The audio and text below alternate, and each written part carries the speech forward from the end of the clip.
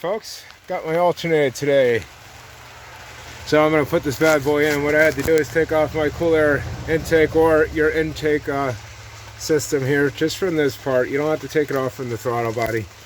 And then you got to remove your line here, which is your radiator hose.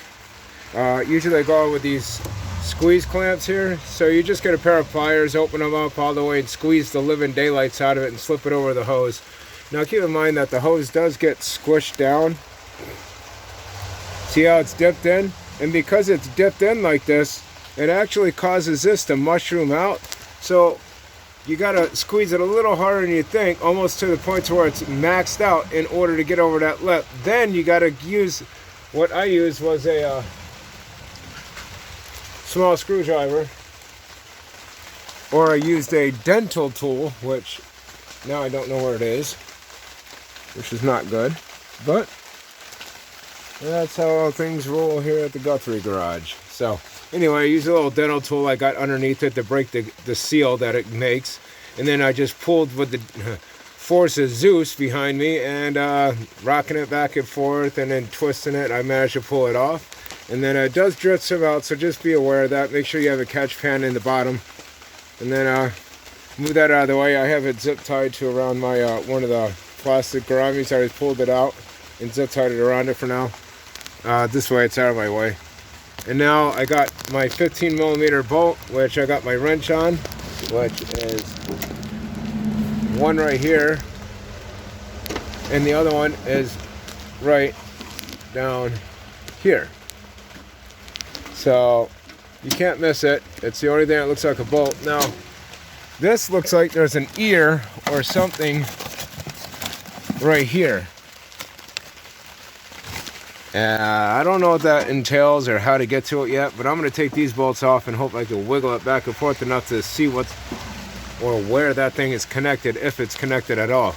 But before you can do that, you got to loosen the tensioner, which is right there.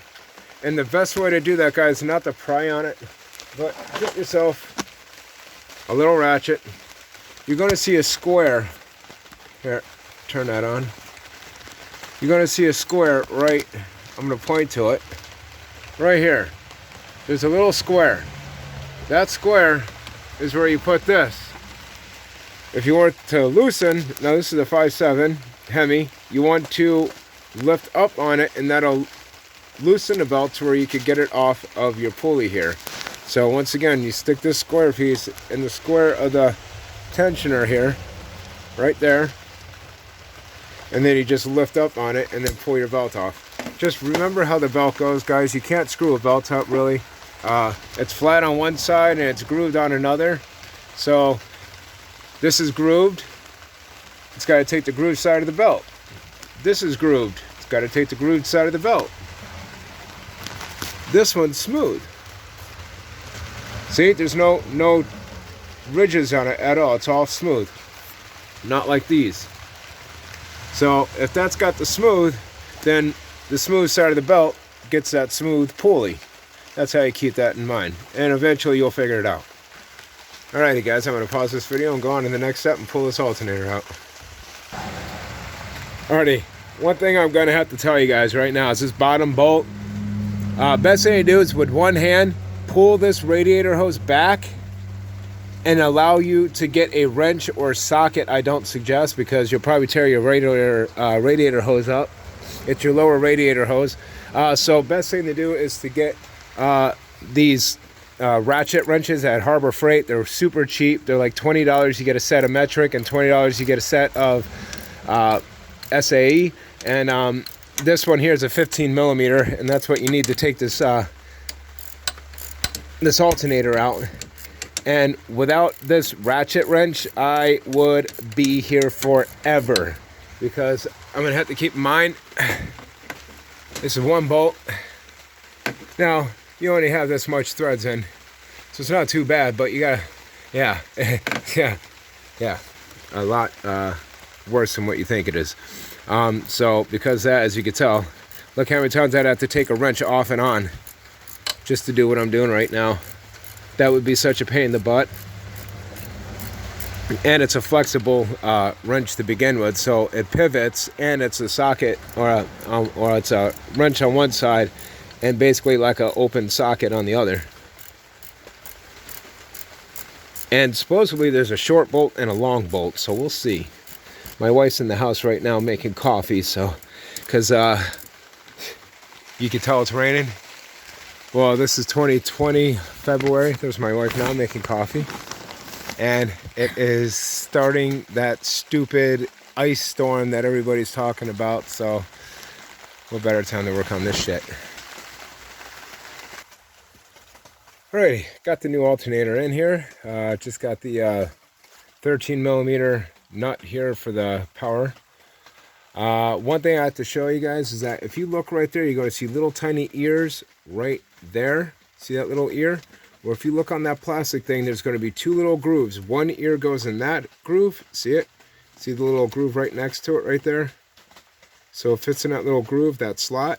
And then that ear fits in that slot on this piece on the back of your alternator. You will not get this thing to sit correctly in order to do that. My wife was here helping me, and I had to make sure I showed her so she knew to watch out for that as well. So, yeah, just make sure you guys keep an eye on that those little ears are there for a reason. They help lock that thing in place so it doesn't spin while you're tightening it down. Also, it helps secure it a lot better. And also, if you just take out your air cleaner, which they just pull off on a rubber grommet there. It did bolt here, but I take it off because, well, I modified my air box. And then it slides in a rubber grommet here. So if you just pull that off, take that little bolt out, I think it was a 10 millimeter. Just pop that out, it will come out with like no big deal. And then you could just literally slide your alternator in and slide it out instead of trying to fish it out of here, which is a complete pain in the butt. Now you have all the room right here to access all the area down in here with no obstructing. So that's so much nicer. So definitely a little friendly tip. Make sure you remove the air box. Man, you will get everything in there with no problems. So just keep that in mind. Also, when you take this clip off, if you don't know how to take it off, this is one squeeze side right here. And I'm telling you right now, this little tab will not work that great. You're going to have to press it in with a pair of pliers or a screwdriver. Just watch your hand while you're holding it. I used a dental tool to get in underneath it, and then I pried it down and it cracked it loose, and then I finally was able to pull that off.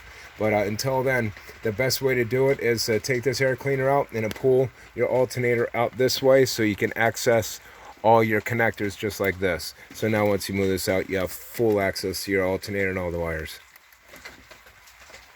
And then after I put this in, I'm just going to put this in just like so. Now, I'm going to tell you guys right now, you're going to swear to God, you're going to need to take off your EGR valve. That just simply is not the case. There is just enough room to get this bad boy out if you don't take the air box out. All right, so don't worry about that either.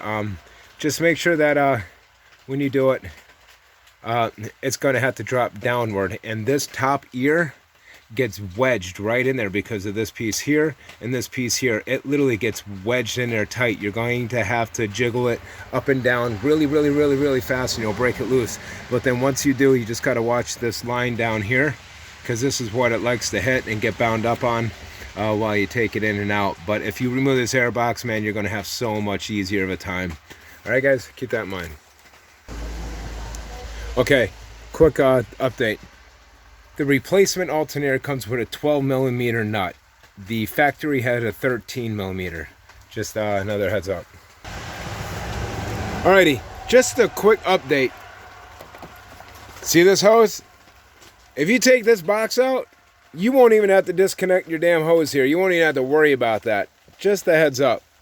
I wish I did this before. I did what every mechanic in the world tells you to do. So when the Chilton's book turns around and says, hey, you got to charge a client an hour and a half, now we know why. It's because they don't tell you to take the air box out. You don't even have to do this and worry about getting air in your damn water system. So, you know, it's kind of BS.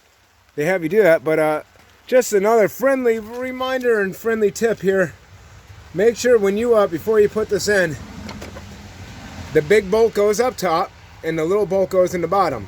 But the big bolt, start threading it before you put it in, because these threads are brand new and they are going to be hard to get this in. As you can tell, it's cleaning the rust right off the bolt, but it threaded in fine. It's not boogering up the threads at all.